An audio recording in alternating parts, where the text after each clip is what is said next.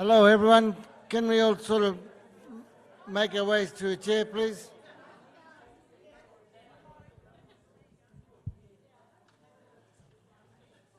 Keep talking.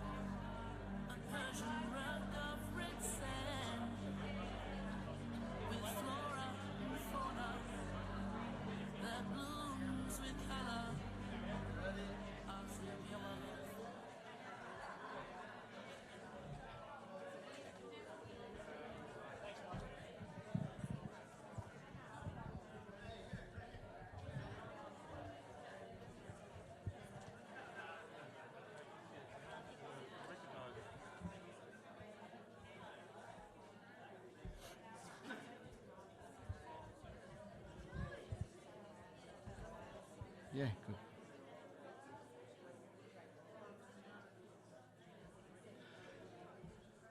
Good afternoon, everyone. My name's Michael Liddle, and I'm a current employee of Congress and long-time client, board member, and Alice Springs person. But the first and main thing I think is it's a celebration of a happy birthday to Congress, you know, and so you've all got to sing that song now. But anyway, to lighten the moment up a bit, and when we talk about Congress and the things that it does is provide employment and try and better Aboriginal health and supply good services to everyone in Alice Springs and remote in 2023. And this Congress Arrurlenye is the purpose we're here to talk about Congress's history. And like everything and everyone, it's got a history, and I think the joy and the good times and the good work and the good things that Congress do goes a little bit unnoticed because of the times and the troubles of Aboriginal health they are enduring. But right today we're going to celebrate the birthday, and we get the cousin here, Amelia Turner, to come and welcome everyone to the party.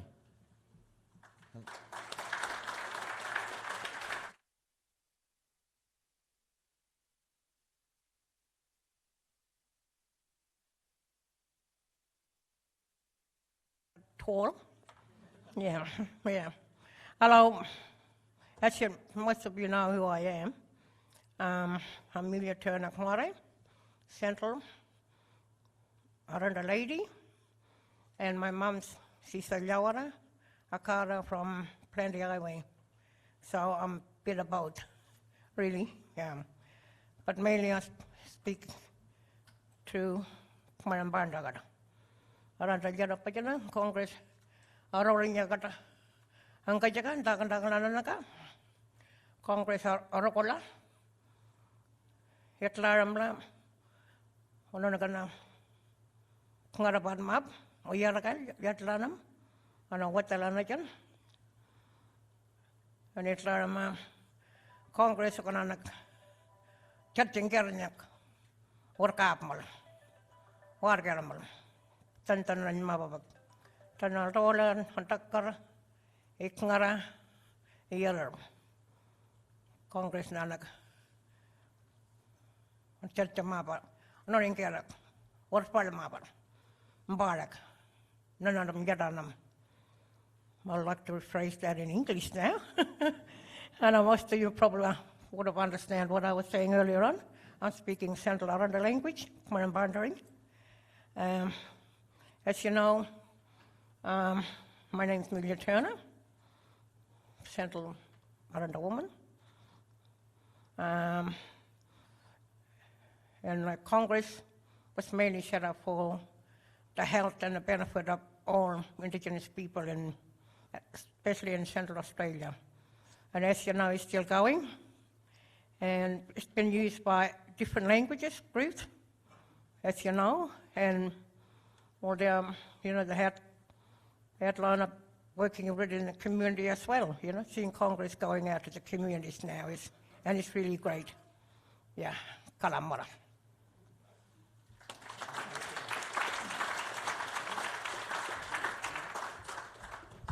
And we just get the Chairman Graham Dowling to say a few words and appreciate Amelia and what we're here for. Thank you.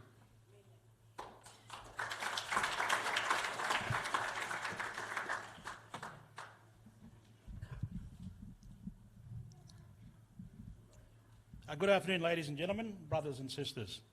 Welcome to this important event marking 50 years since Central Australian Aboriginal Congress was established on this same day in 1973. Thank you to Amelia Turner for the welcome to the country, and thank you, Michael. I would like to acknowledge the traditional owners of the land we are meeting on today and elders past and present who continue to care for this beautiful place called Mbantua. I'm Graham Dowling, Chairman of Congress, and this is a very proud moment for me and my fellow directors, some who are present here today. Turning 50 is a milestone for everyone, and we are here today to celebrate half a century of Congress's achievements. This is not the only celebration we have planned. There will be a big community event in October as well this year. But today, we mark the beginning of the Congress journey in Alice Springs on 9th of June 1973.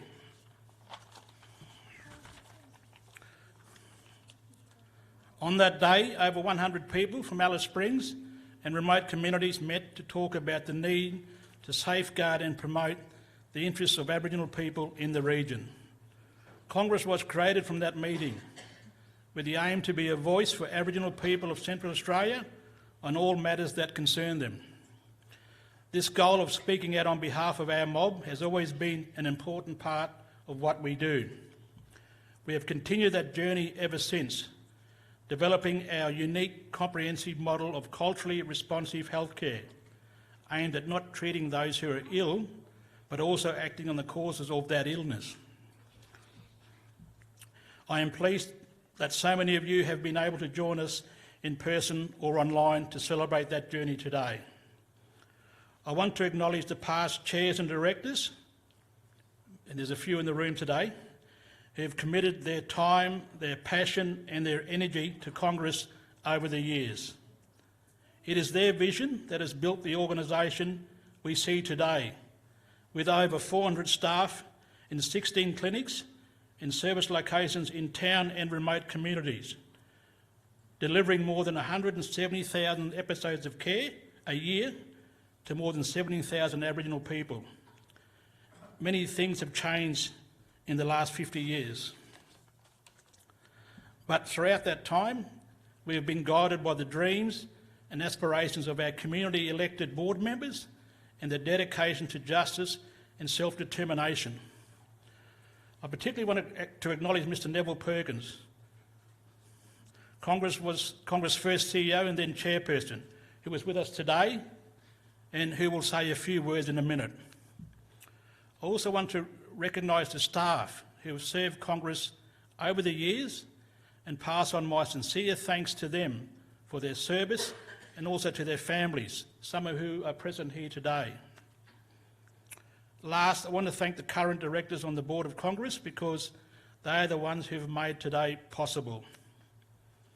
Some years ago, we could see Congress' 50-year anniversary coming up, and we on the board were determined to be able to document the Congress story on that anniversary. So the board decided to set up the History Project to document the Congress journey. We wanted to hear from those involved over the years, gather their stories and the images, paint the picture of how the organisation evolved and the contributions made by many Aboriginal and non-Aboriginal supporters. We also wanted to investigate the numbers. Have we been making a difference? After 50 years of service, can we say we have improved the health of our community? We will answer those important questions in a minute.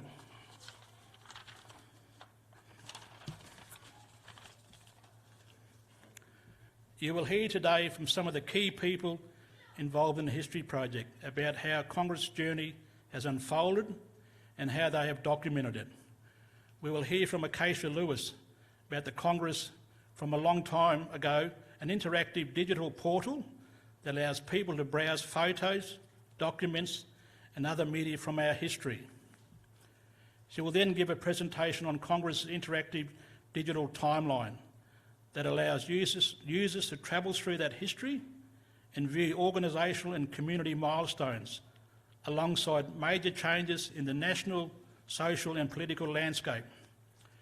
Last, Dr John Boffa, Congress Chief Medical Officer, Public Health, will present some initial findings about improvements in the health status of Aboriginal people in Central Australia over the last 50 years. He will also describe the role of Congress in driving and supporting these changes.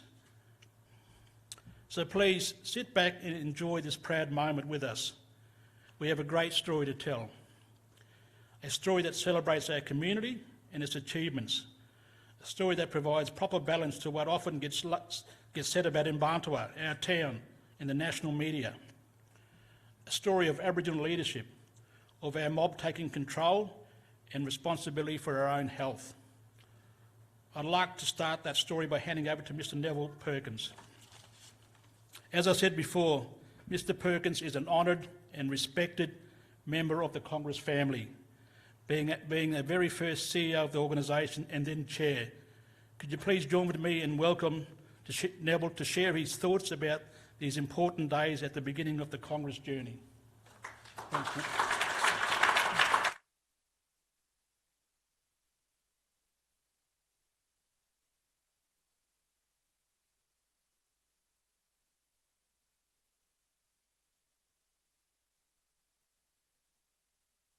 Oh, you want me to talk louder? How's that? Wura, umbando undamaranam. As Graham said, I'm still Neville Perkins, and I can't believe that 50 years ago today, the Congress was born. 50 years, and it's gone so quick. And just to tell you a bit of the history, and I was pretty young in those days, by the way, and don't let my looks fool you, I'm still younger than I look, all right? We had this big meeting. Over 100 people come in from around Central Australia and the town to talk about having a Congress of the people, by the people and for the people, because there was no major Aboriginal organisation in those days looking after the interests and rights of Aboriginal people in Central Australia. We had the Central Australian Aboriginal Legal Aid Service, which I co-founded in 1972, and that was going and doing very well, representing Aboriginal people in the courts in Alice Springs. And I used to love going to watch our lawyers from Victoria, who were the best in town, running rings around the magistrate and the prosecutors in the Alice Springs court and effectively representing Aboriginal people. And they were the great old days, and I was sad to hear that recently the Central Australian Aboriginal Legal Service was wound up and merged into NARJA. And because the Central Australian Aboriginal Legal Service was, I think, about the second Aboriginal legal service that we got going in Australia, and was one of the best and did a great job. And coming back to Congress, I have to say that, these days Congress is the story, and it is a great story. And in the old days, we had nothing, and there was a lot of racism in town, and we had to do something about that. I started the Central Australian Aboriginal Rights Council before Congress, and the Congress took over from the Central Australian Aboriginal Rights Council as from the 9th of June 50 years ago. And it was, as I said, a Congress of the people, by the people, for the people. And people used to say to me, why Congress? Why are you calling it Congress? And I said, well, if the Africans and the Indians on the subcontinent can have Congresses, I said, we can too, in Central Australia. And Congress has stuck all these years with people, who call it Congress. And now, and I might be a bit biased saying this, it is the best major Aboriginal organisation in Australia. It runs the best Aboriginal medical service in Australia, which is quite a feat.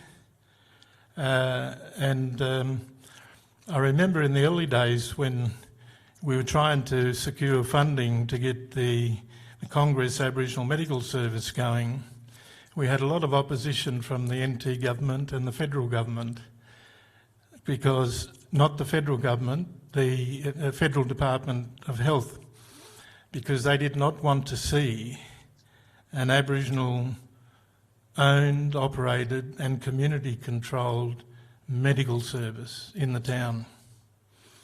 But we managed to beat that because Dr. Doug Everingham, who was the Federal Minister for Health in the Whitlam government, gave us the money against the advice of his department to get the Congress Aboriginal Medical Service going. And we started out in a building, a house that we bought from the Hocking family in Hartley Street, over the road from the old Tunks's shop there. And the Congress and the Medical Service were operating from there. But even before that, before we had the Medical Service, we had a little Congress office round in between the Alice Springs swimming pool and the old Alice Springs swimming pool and the Rendezvous Cafe in Railway Terrace. And it was a little office we had there. And the first employee was Eileen Hewson, who was given her apology today because she's gone off to the Barunga Festival. But Dawnie Max here, over here, she was the second Congress employee in those days. And it was amazing working with Eileen and Dawnie. They did such great jobs in the early days of the Congress. And since we ended up being able to get funding and moved out of the little old office near the old Alice Springs swimming pool, and we managed to get funding to buy the house off the Hocking family in Hartley Street, and we started up the Congress there. And of course, the Congress was always envisaged to be more than just a medical service. It was envisaged to be a major organisation protecting the rights and interest of Aboriginal people in Central Australia, and it even got political at times. Because it spoke out against racism. We had protests in the main streets of Alice Springs, and it was Congress that, and I guess through me, that led a deputation to meet the then Prime Minister Malcolm Fraser at the old Parliament House in Canberra to save the Aboriginal Land Rights NT Act, which we thought was going to be abolished. But, much to our surprise, he agreed with us that it should not be abolished, and he was going to legislate, and he did, the NT Aboriginal Land Rights Act, which was based on the Whitlam Land Rights Bill. And he agreed with us. And he also said that the NT government at that time would have to pass complementary legislation because he was not going to hand over responsibility to the NT government for Aboriginal land rights in the Northern Territory, which was a great move, I have to say. And that was one of the, I guess, political involvements of the Congress in the early days. Apart from the protests and the marches in the street, where the Congress was involved in leading the way in the day. And I guess you could blame me for getting the late Harry Ferber and Tracker Tilmouth into trouble when they were employed at the Congress as field officers in those days. And I got them to go down on the South Road and block it to stop Bajelki Joe Peterson coming into Alice Springs. And they did. And the coppers and Bajelki Joe didn't know what to do for about 3 hours. But we managed it, and that was the Congress leading the way there, and we finally had to go and bail Tracker and Harry out of jail, which we did. And that was their first involvement in the Aboriginal struggle, was then blocking the South Road on the way to the airport and blocking Bajelki Peterson from coming into Alice Springs. Anyway, we didn't stop there. Bajelki Joe was having dinner that night at the Overland Steakhouse, and we kept up the protest there and told him off, and we protested pretty loud, and one of the old fellas sung him. So anyway, he left town the next day, didn't he? He wasn't hanging around for 2 more days. So, they were the good old days, I have to say. And, there's still good old days to come.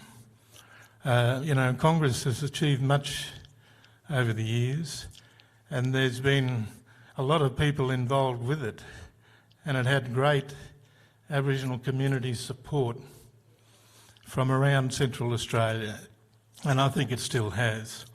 And I remember the early days when we had Janet Layton, who's here today. She was working with the Congress.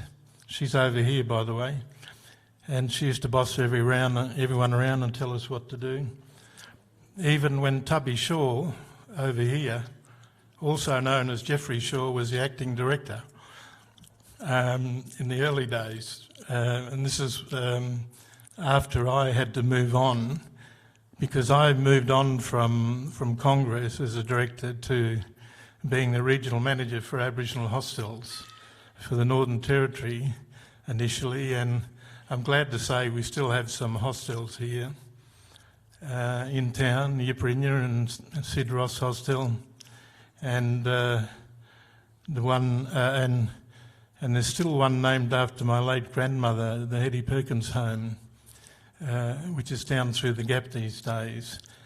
And there's probably a need for more of those kind of aged persons facilities in Alice Springs, and hopefully that might come one day. And I remember the days when Lorraine Bubsy Liddle, who's sitting over here, was our first Aboriginal lawyer. And she graduated from University of New South Wales, right, in those days, and came back to the Alice and was practising as a lawyer. And I was looking for her in Melbourne a few months ago, and they said, oh no, she's left, she's gone to Alice Springs. Oh, what's she doing there? They said, oh, she's working for the Congress Medical Centre. But I don't think that happened. But, and I'm also reminded of Johnny Liddle, who's sitting next to Tubby Shaw over there. Johnny was one of our first directors of the Congress, who took over from Brian Eade. And unfortunately, Brian couldn't be here today because he lives way over in WA now, down near Albany. And he can't drive a car anymore, but he's hoping to be here in early October when there's more, Congress anniversary events. And, it's just amazing. It's amazing that this Central Australian Aboriginal Congress is still here. And by the way, in front of me, in case you didn't know, is the original Congress flag, which I've handed over to Congress, which I designed years ago and was sewn together by the late Georgette Scott. And there it is.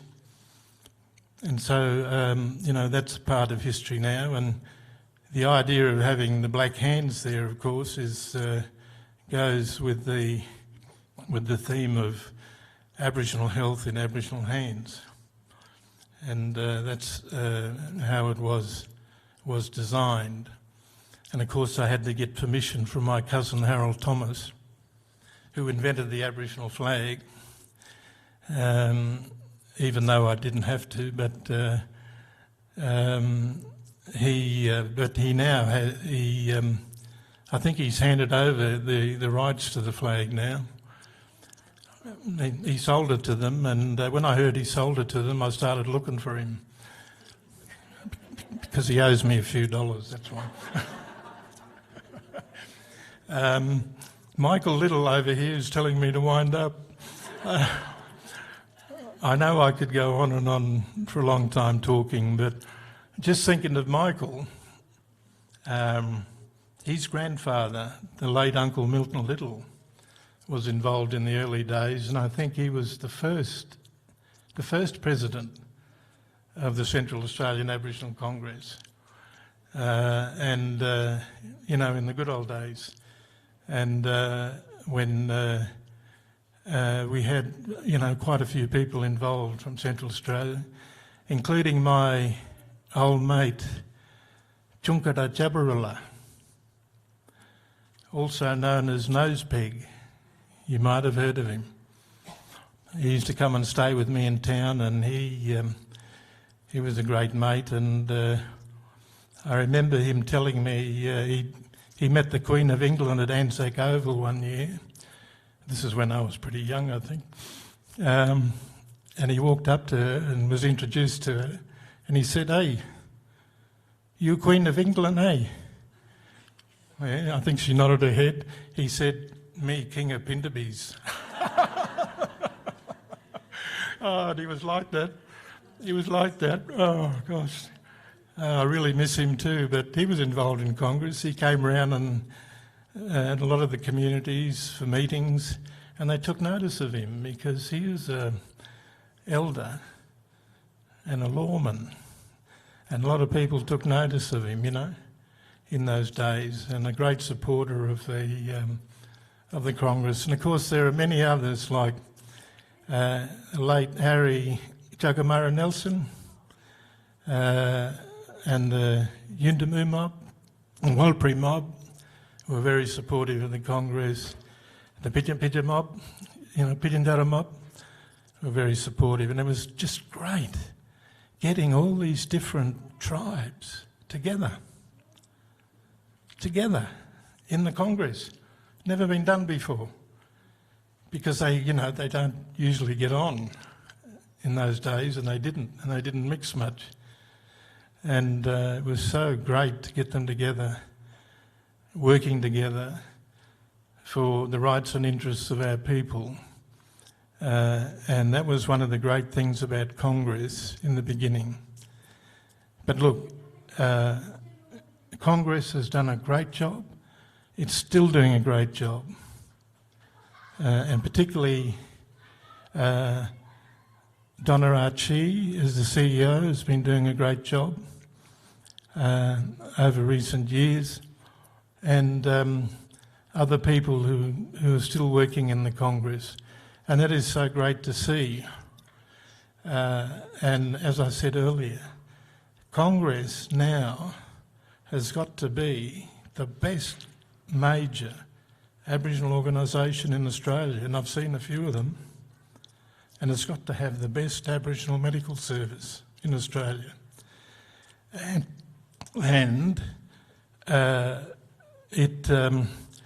I was very pleased to hear that the Congress is getting bigger and better, and started a medical clinic at Uluru for the Mudjila mob recently, and because it was involved with other communities like Utopia, Pubanya, and there's other clinics around town. And I'm glad to see that the Congress has taken over the old Memo Club, because that Memo Club never used to let Aboriginal people join it years ago. And it's all changed now. And it's great to see that it's in Congress's hands, and that Congress has taken over the old building I used to work in when I was running Imparja Television on Leichhardt Terrace as the headquarters. So that brings back memories too. But anyway, look, I don't want to bore you to tears and rabbit on here, because, you know, you've probably heard enough for now. And I'm sure you'll hear much more from Dr. John Boffa and others in the Congress. And hopefully, and I'll mention this again, Graham and Dr. Boffa, we need a book written about the Congress, because it is one of the greatest stories in Australia these days. I rest my case, and thank you.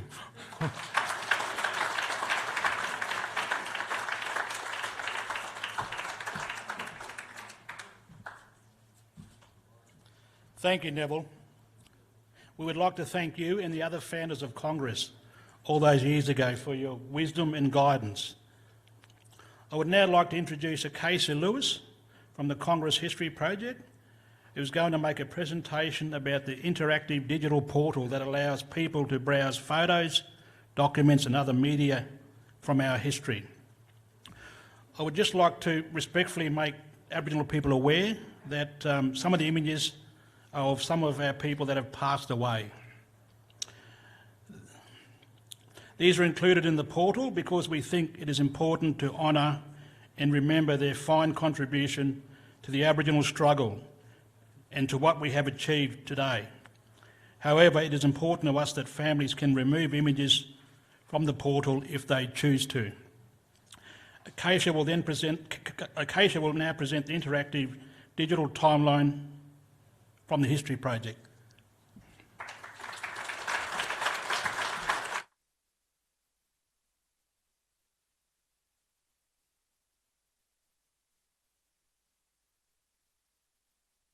Is that all right? Hello, my name is Acacia Lewis and I'm the Community Engagement Coordinator for the Congress 50-Year History Project. We also have from our team here Vahab Bagbanian, Research Manager, Teresa McCarthy, Archive Officer, Shaquille Swan, Research and Archive Assistant, Jay Swan, Research Assistant, Sam Moore, Researcher, and Jocelyn Davies, our Senior Researcher who unfortunately can't be here today. Over the last 50 years, Congress has amassed a lot of material, photos, video, audio, documents. Even one of our very first Congress flags has come back to us. All of significance to telling this story and importantly recognising the people who were a part of it.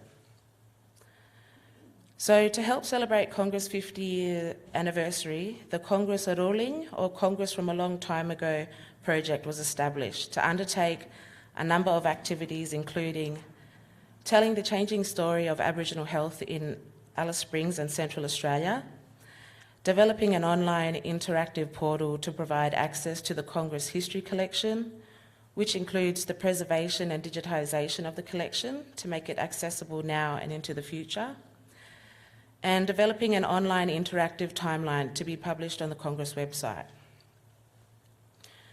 An integral part of the project is the Arrulenye Andandaram, looking after Congress History Cultural Advisory Group, or for short, the ARRA Group.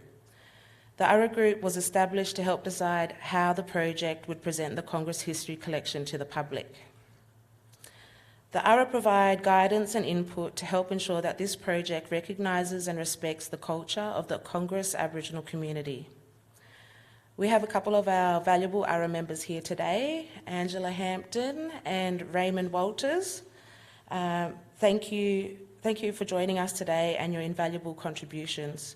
I'd also like to acknowledge another ARRA member who can't be here today, Nana Sabella Turner, for her important cultural input. The Congress Arrurlenye platform is a database of digitised material from the Congress History Collection. The software we are using for this platform is called Keeping Culture, which is the same software that the Central Land Council and NT Libraries digital archives are using. The types of material that have been digitised are photos, slides, negatives, audio cassettes and VHS. So far our team have digitised over 13,000 items and still counting. The Congress Arrurlenye website is actually live right now, so after this you can jump on the web and have a look. Teresa and Shaquille will be set up on computers over here to show you how to access it afterwards if you want to have a look. We'll just walk you through some of the functions that we have implemented so far. Is that working? Play. All right. So before entering the Congress Arrurlenye platform, there is a cultural warning page, both written and audio, that advises in Aranda, Walpri, Luricha and English that there will be images and audio of people who have passed away. So I'll just play that video now. Nana Rama, Porto and paper mapa, Congress Arrurlenye. Congress Arrurlenye Church Mabak Maranyamab, and Charger Punari, Manjara Podo Nanamap, Charger Tatawadama Balk. Unrabagera Wadama, Blue Part No Day, Alanki Wajaga, Podo and Paper Nanamap.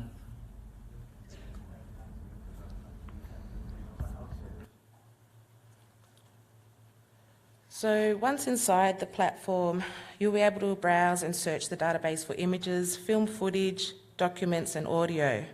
This is how you can search for items with a word search. There is an option to tag people in images on this database. So here we're using the guest login and we're already in, sorry. The search panel's at the top there, and in the word search, you just type what you want to look up. So we're looking up John Liddle. Once you type your keyword, you just hit the green button, search, and all the items for that keyword will come up. So we've got John. You can click into that picture, enlarge that picture. John's looking a little bit shamed there. But if you hover over the pictures, that shows the name tag of people as well.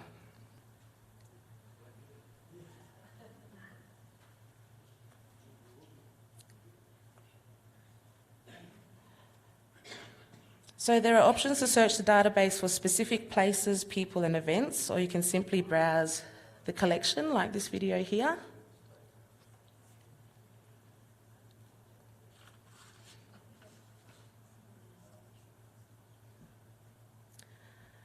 And the public can also place restrictions on photos. You can find the purple restriction button here with the options of the type of restriction. So it's either sorrow, sensitive and other. Images of people with cigarettes or alcohol will also not be displayed or will be displayed with a health warning. We're still working with the community to develop any other restrictions. So now I'll tell you a little bit about the timeline. The purpose of the Congress History Timeline is to tell the history of Congress in an interactive way where viewers can scroll through the timeline of events. The timeline depicts both nationally historic events and events specific to Congress. We have constructed in this way in the hope that viewers will understand the social and political context in which Congress was established, as well as how it has evolved as an organisation. The Congress History Timeline, which will be accessed via the Congress website soon, has been created with a software called TikiToki, not TikTok, TikiToki. So this is a demonstration of what the timeline looks like in 3D. The timeline displays images with a short paragraph to tell a story and will be displayed in two ways, 2D and 3D. The 2D view does not provide as much information visually, however, the 3D version enables viewers to scroll through the timeline and select stories to view images in close-up and read the short stories. This video shows when Gap Clinic first opened in 1989 after moving out of Hartley Street, with pictures which you can enlarge and read more information about this event.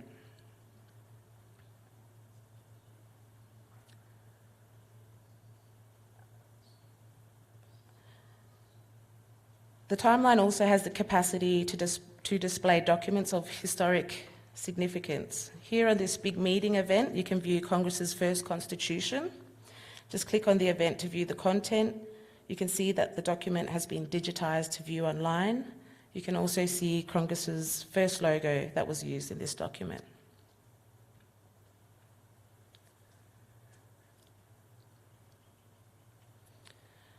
As mentioned, this timeline includes both national and local events relevant to Congress's history. You can see that this Tent Embassy event has a link to the National Museum for more information. We hope to have links to useful, relevant resources for each event. On the timeline, we have not used any images of people who have passed away without permission. The timeline is still a work in progress and will be available to the public later in the year. So what's next for the Congress Arrurlenye project? Well, we hope that the Congress Arrurlenye archive and timeline become useful resources for the local and wider community, now and to the future. that these platforms are used as a modern way of storytelling. Our team will be working on adding more content, metadata and oral histories to the Congress Arrurlenye platform.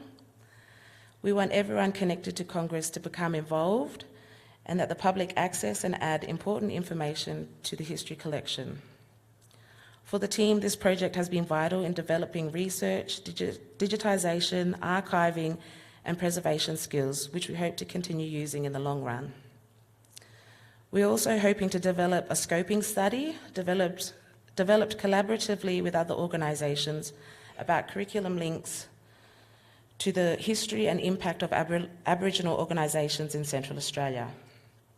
We want our young people to learn about the history of our old people, the stories of resilience, courage and strength. We are grateful for our old people and their contributions. Thank you. We look forward to hearing about all your stories soon.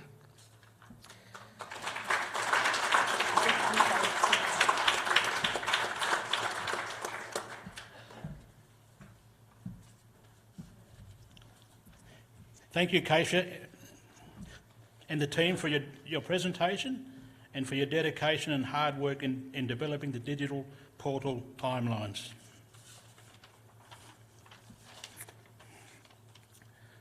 These are wonderful resources for everyone who wants to look in more detail at our history and honour those people who made Congress what it is today and brought us here today to celebrate 50 years. I would also like to take this moment to thank you and all of those who worked on the History Project for Congress, including Dr Jocelyn Davies and our partners in the Menzies School of Health Research and the Northern Territory Department of Health, especially Dr John Condon and Dr Yeo. We now come to the part of the event where we get to hear an answer to that key question. After 50 years, what has Congress really achieved? We can look at the employment of over 200 Aboriginal people and the economic benefits that Congress brings to the town. But have we made a difference to the health of Aboriginal people in the community? To answer these questions, I'd like to introduce Dr John Boffa, Congress Chief Medical Officer, Public Health.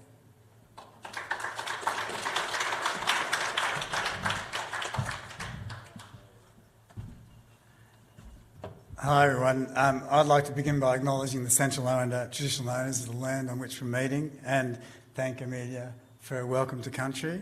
And although I'm going to talk about answer this question with quantitative data, obviously what we've already heard from Graham, from Neville and from others are the stories, the quality of stories and the rich history that also says what impact Congress has had. So the quantitative data was one part of the history project, but equally important is the qualitative data, which we've heard about up to now.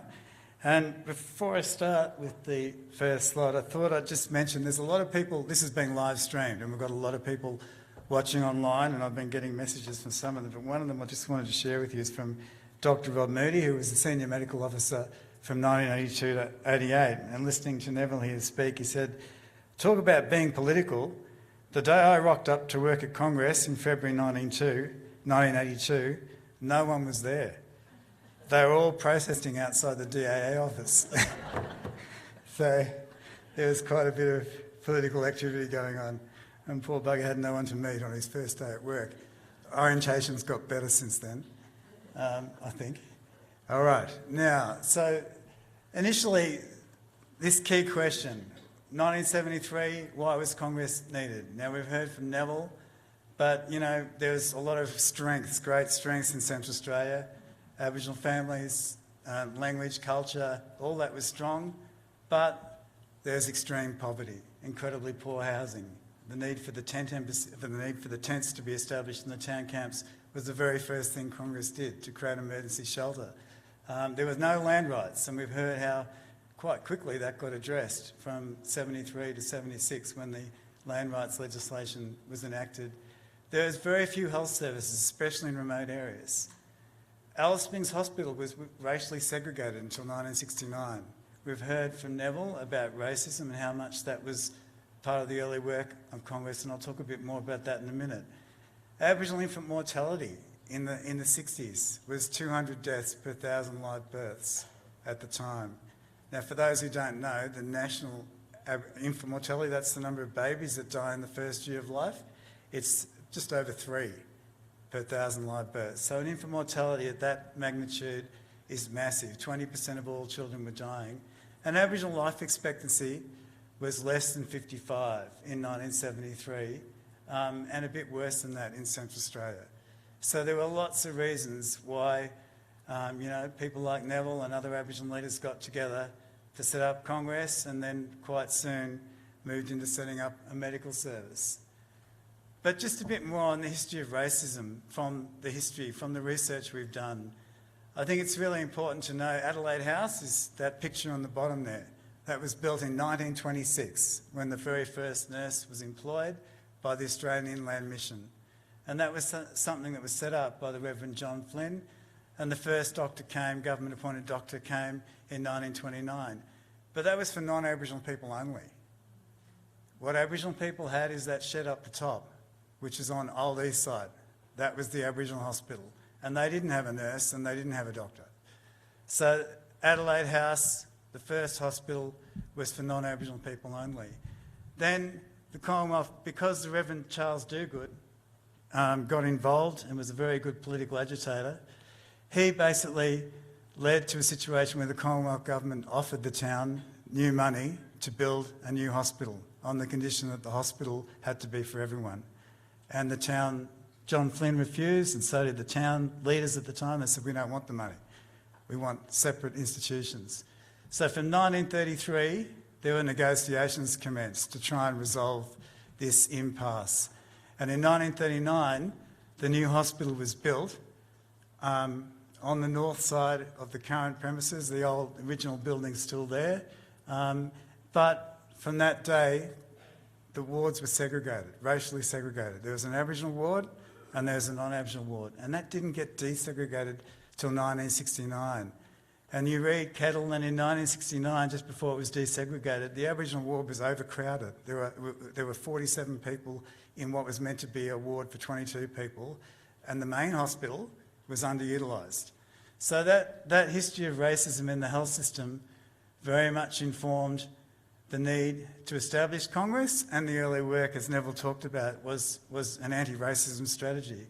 And on top of that, the health system was the major way in which children were removed. So when Aboriginal mothers who were half-caste took their babies to be cared for, they'd get cared for, but the hospital staff would get onto the Chief Protector of Aborigines and say, we've just seen this family, half-caste. And that's how they'd know where to look, where that family lived. And basically women who brought their babies to hospital to be cared for had to hide for years afterwards to stop their children being removed. So it was on that background that Congress got going. So some of the key events we heard in 1973, I mentioned earlier, one of the first two things Congress did was set up shelter, emergency shelter, for the people who started living around around Alice Springs in the living areas, and set up a bank.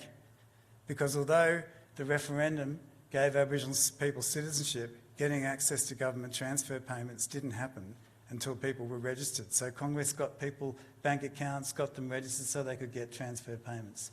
The medical service was established at Hartley Street, as we've heard from Neville, in 1975. The Congress alcohol treatment was a very important part of the early years, and also advocacy on reducing supply was a very important part of what Congress did in the early 1970s. The dental service was established, childcare in 1981. Alucra was the meeting, the birth rights meeting was in 1984, and Alucra opened its doors in 1986. Then we developed, it took a long time before we got any resources for social and emotional wellbeing, and we established a male health section, youth outreach.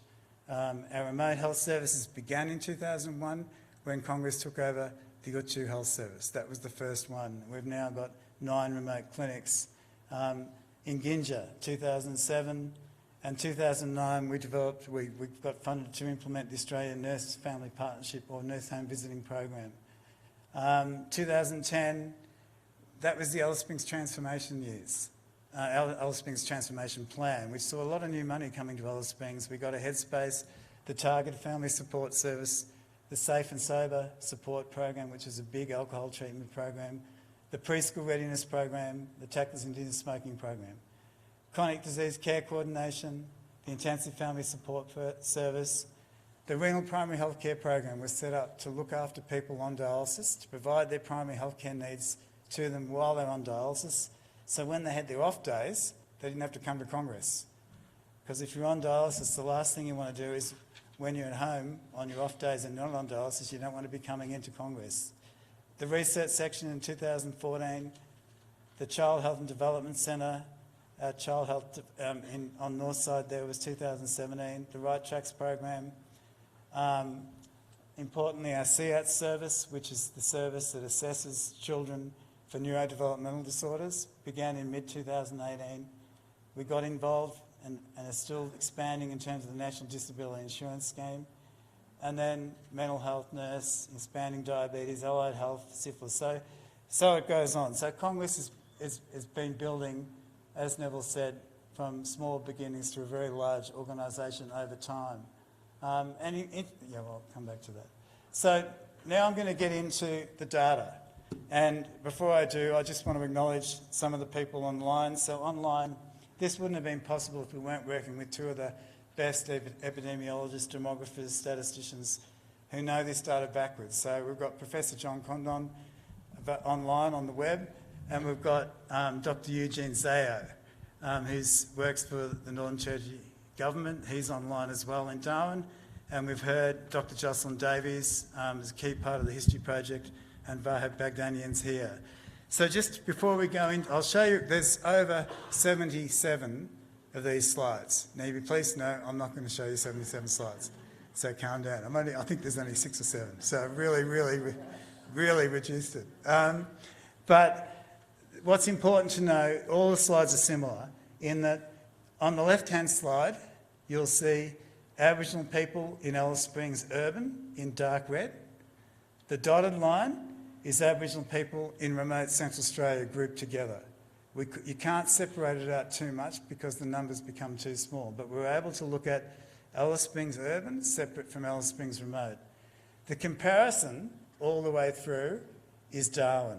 So on the right-hand side, in solid blue line, that's Aboriginal people in Darwin. The dotted blue line is Aboriginal people for the rest of Northern Territory remote. Now that's Barkly, Big Rivers, East Arnhem, Darwin Rural, all lumped together as a comparator. And the grey line is non-Aboriginal people. Now, so this is the first slide.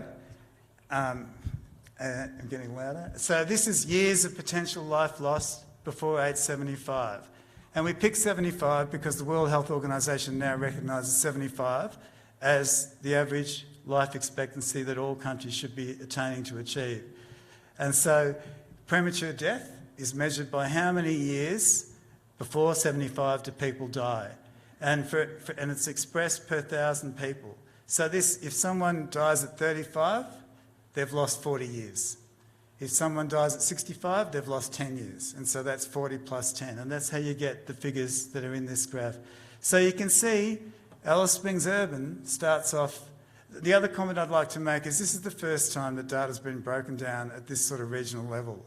Otherwise, we've always been looking at NT-wide data, NT-wide life expectancy data, NT-wide this, NT-wide that.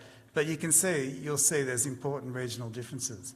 So you can see Alice Springs urban starts off much worse than anywhere else, much worse than remote Central Australia, much worse than Darwin urban, much worse than the rest of the Northern Territory. But you can see the biggest change happening in Alice Springs urban as the years of potential life loss improve over time. And you can see it also in remote, although the improvement in remote was a bit earlier. And you can see that we've ended up roughly the same place as Aboriginal people in Darwin. So that's a very significant improvement. And the improvement really takes off from around about 2001, just probably 1998, but particularly from around about 2001. So that is a very significant improvement, but there's still a big gap at the end. So we've still got a lot of work to do, but it's a major change. And it's a key finding from the History Project, just how much things are transformed here in Central Australia, more than other parts of the Territory, but particularly here in Alice Springs. If we look at median age of death, so the median age of death is the age at which 50% of people die younger than the median age of death, half the population. Now, what's really stunning, if I take the most recent period before the improvement began for men in Alice Springs, it's 94 to 98. So in 94 to 98, 50% of Aboriginal men died before the age of 45. And, you know, and that was flatlining. As we heard when Congress started, life expectancy was under 55. There's no improvement until it starts to take off around about 2002, 2003. So 50%. And that's, you know, that's the same up in Darwin. Oh, sorry, go back. And you can see the non-Aboriginal line there in grey. And we think, well, you know, how could things have been that bad in the early 90s? And when we look at, you know, we know all the social determinants, poverty, dispossession, poor education, unemployment, but the health system itself was part of the problem back then. So in that era, Congress would apply every year to ATSIC for its core funding, and Congress was worth less than $5 million a year in that era. So if you adjust for inflation in modern, right now, $5 million is now worth $10 million. But if you look at our funding now, which is this financial year going to be projected to be $81 million, that's 8 times more than we had then. So Congress was very poorly funded, and Congress is better funded than remote primary healthcare. Remote primary healthcare was much worse than that. But it wasn't just Congress that was very poorly funded. The hospital system was also incredibly poorly funded. And the hospital, Alice Springs Hospital, had no Australian trained specialists except in paediatrics. So that it was relying on overseas trained doctors. It wasn't a teaching hospital.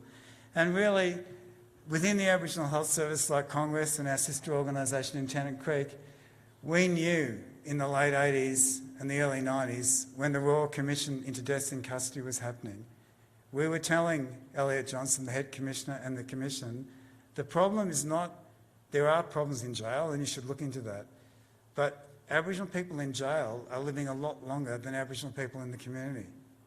And that was the main finding, I think, from the Royal Commission, which gets forgotten. That was the key finding in many ways, that Aboriginal people in jail were living a lot longer than Aboriginal people in the community.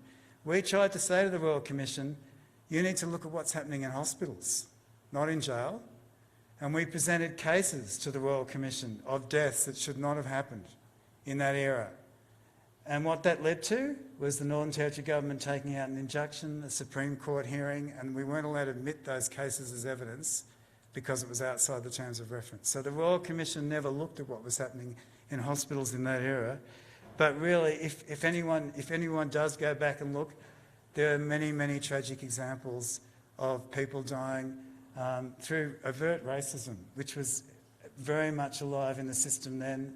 There were coronial inquests, but the most serious deaths never got coronial inquests because it was just too confronting. I mean, I remember one 19-year-old man who was knocked unconscious in Hilltop Kargaroo back in 1988. He went to hospital unconscious in a fight.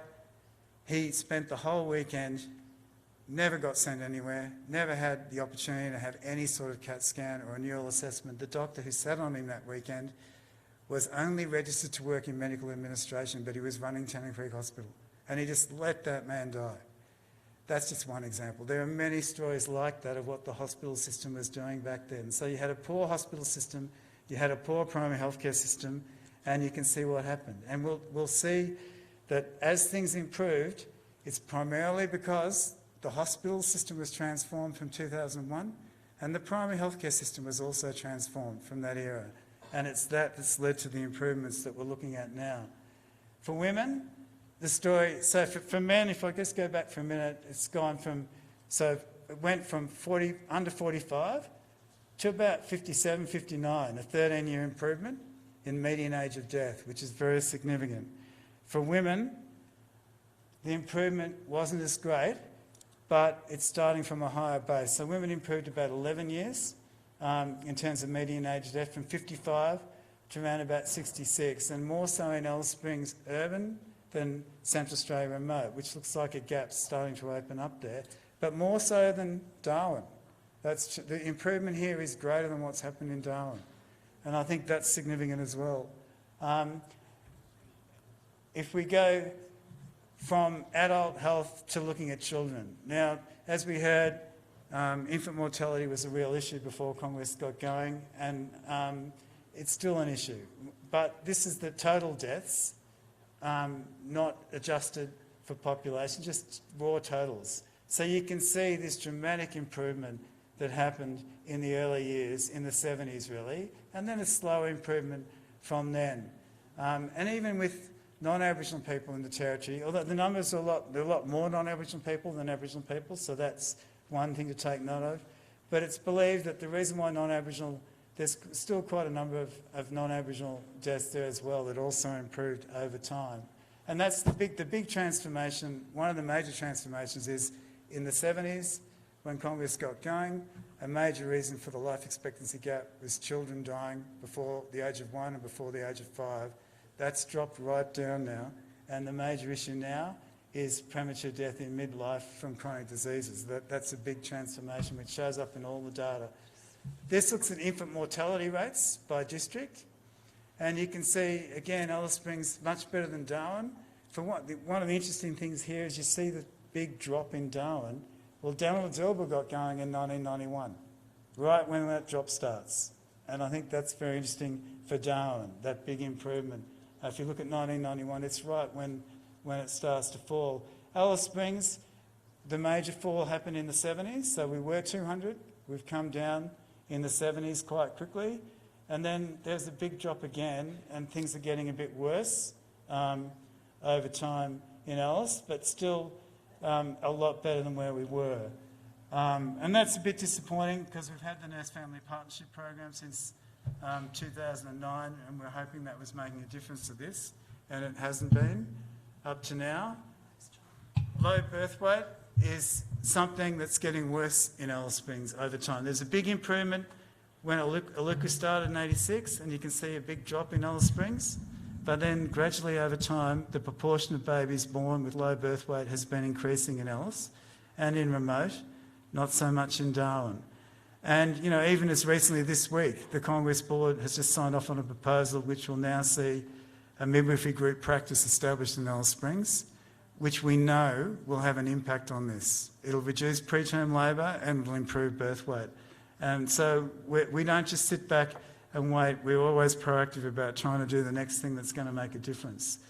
This is good news. So this is a big improvement in the number of teenage mothers. It's a difficult business being a parent, and you don't necessarily want to be a parent when you're a teenager if you can avoid it. And so having older parents is a really important part of improving child development, and that's an important improvement over time. And then alcohol consumption in pregnancy. Again, a significant improvement here in Alice Springs. Well, they're more so than in Darwin. But I think that's an important improvement over time as well. And finally, looking at all-cause alcohol-related hospitalisations. Now, the thing about this graph, which is really important, is if you look at the absolute numbers, Alice Springs is looking at 100 admissions per 1,000 people. The national average for this same data set is 5. And even compared to Darwin Aboriginal people, look how much higher we are. So people sometimes say, why do we need a differential response on alcohol? The answer is we have a massively differential problem. We can't do same here, we've got to do more. And that's really showing that. But it also shows the improvement that began in 2013, and that's when the police on the outlets first began, and a lot of other measures have come in since then, which are starting to see things improve on the alcohol front. And it's still much worse than the top end, although you can see Darwin and the rest of the Territory also getting worse as we're improving here in Alice Springs. So before we get to the analysis slide, so this is, in this time period, how are we so confident that it's the health system improvements that have brought this about? And I'll talk about that next in terms of the way the health system's improved. But looking at the other social determinants over time, we're looking at education, housing, personal income, household income, poverty and food security, cultural health and employment.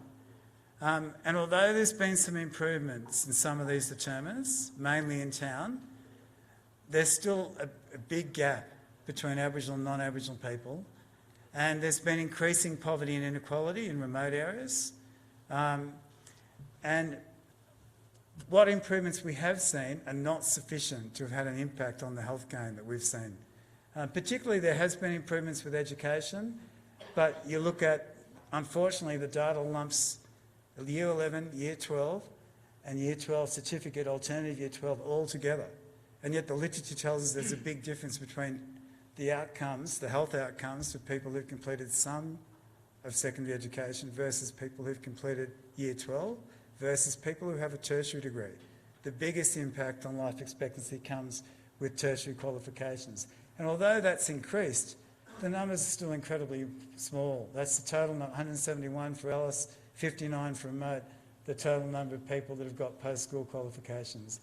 Overcrowding has got worse in remote. It's hardly changed in Alice Springs. Personal income, significant improvement in Alice Springs, and we think that's largely due to much more high-income employment and employment for Aboriginal people, particularly in Aboriginal organisations. As I said, poverty and food security have improved in Alice, but not much in remote, and employment's improved a little. But overall, it's quite clear that those key social determinants, there's still a massive gap. This is the major area where improvement's going to come in the future. But it's not that that's led to the improvement we're seeing. It's the health system. So what's happened in the health system? Well, we had the National Aboriginal Health Strategy in 1989 that recommended every Aboriginal community have its own community-controlled health service. But as we heard, it was here in this auditorium in 1991 at the PHA conference where Shane Houston gave a keynote address and warned us all about what was going to go wrong.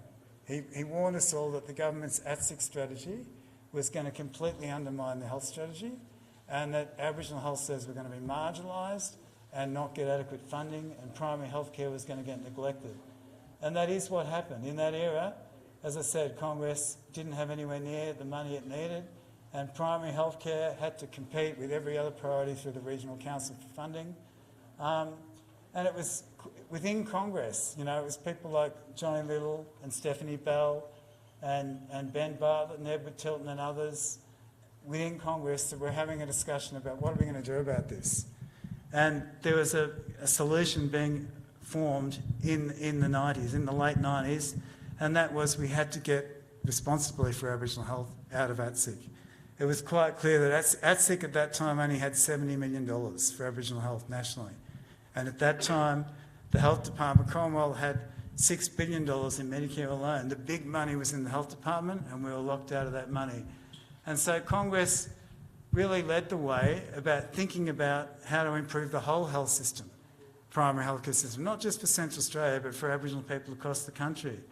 And one key report that was commissioned by Congress, so Dr. Ben Bartlett, who was the senior medical officer at the time, worked with Professor David Legg at NCEF. We used to call it the National Centre for Everything because David Legg was there. Those two came together with this document, Beyond the Maze, and that created the blueprint for change. And that blueprint was built on and worked on by Aboriginal leaders like Stephanie, like Johnny, but particularly Congress played a key role in establishing. AMSANT was set up to lobby to get health out of ATSIC to the Commonwealth Health Department, and the first chairperson of AMSANT was Marion Scrimmager, and we had Pat Anderson at Danila-Dilba. So when AMSANT was set up in 1994 here in Alice Springs at the resort north of town, the Red Centre Resort, I think it's called, it's gone now, that was set up to get this transfer happening.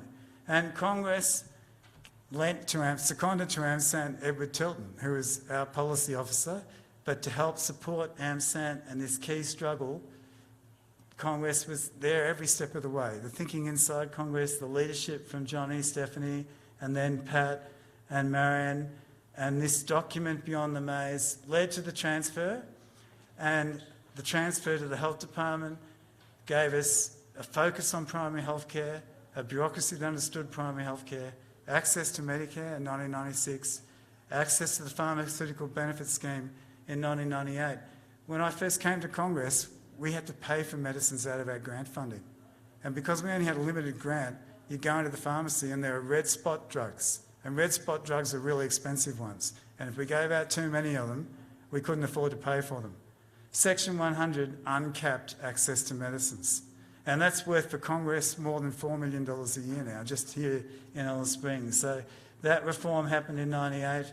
In 99, we got the Primary Healthcare Access Program, which is a revolutionary new way to fund primary healthcare. And Michael Woolridge also gave us the Overseas Trained Doctor Scheme, so we could recruit doctors. We recruited a lot of great international medical graduates, many of whom are still, you know, Cohen and Christine, Dr. Lorna, Dr. Zareen. They've been here 20 years plus. They're international medical graduates and only came in because of... So all of this was foreseen and written in Beyond the Maze and the blueprint and documents. Stephanie Bell put out a document called Building Aboriginal Health from the Ground Up. All of this is what was in it. And this is what happened, including the joint needs-based planning. So when the health system was failing so badly in the late 80s, early 90s, the Aboriginal Health Service called for a public inquiry into the health system. That was met with massive opposition from the Northern Territory government, but eventually the cases were so bad they had to have an independent inquiry. It was done by Professor Charles Kerr, who was the head of public health at the University of Sydney. That Kerr review in 1990 recommended there had to be joint planning. The Aboriginal Health Service had to sit down with Commonwealth and Territory government, sit down together and plan together. Didn't sound like a revolution, but it didn't happen for a long time, and it didn't happen till there were legally binding framework agreements signed. Then, as the primary healthcare system started to get a lot more money, and we had massive rebasing, you know, we very quickly started to improve our core funding. The Labor government got elected in 2001, and Peter Toyne, in one term, revolutionised the hospital funding. So Alice Springs Hospital went from 50 million to 150 million in 3 years. Every department ended up with Australian trained head. We had every department as a training department with registrars, mortality review, quality improvement system. So the hospital was transformed and has become the modern hospital it is now, with high quality treatment and specialists galore, if you like. There's a lot of specialists in Alice Springs Hospital now.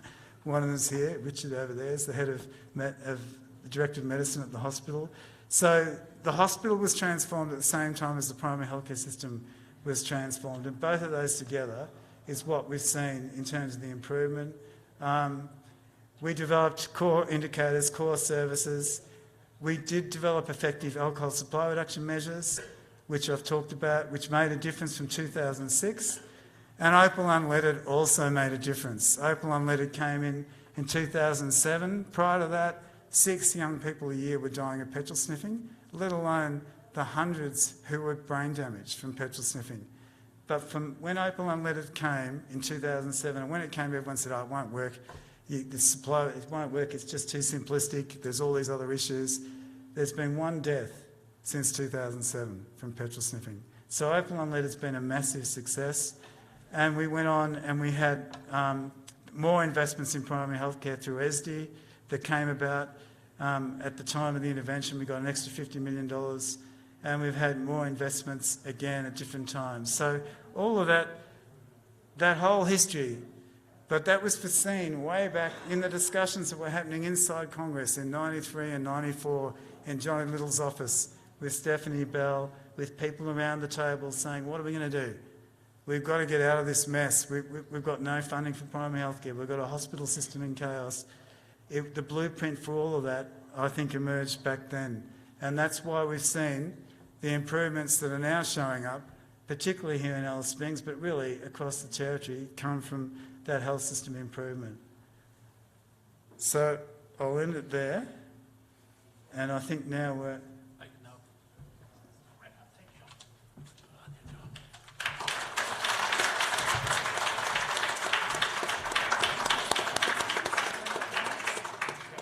Thank you, Dr. John. That brings us to the end of our presentations, but before we close, I would like to say a few more words if I can. I hope that what you have seen and heard today inspires you. I think it confirms the wisdom, authority and knowledge of those who founded Congress 50 years ago and all those who have contributed to the organisation since then. And we mustn't forget the contribution of many other Aboriginal organisations here in town and at Bush, who have also been part of the struggle for our rights and for the justice and health for our people. And I've got to thank you, Neville, for the call out earlier about Congress and to show, promote and protect and tell that story. We need a book. So we look forward with working with our partners, some of them in the room today, to get this project delivered. I would also like to look forward to later this year when there will be a referendum on establishing a national voice to Parliament. Congress has a position of supporting the voice because we see this as part of the same movement for self-determination that led to Congress.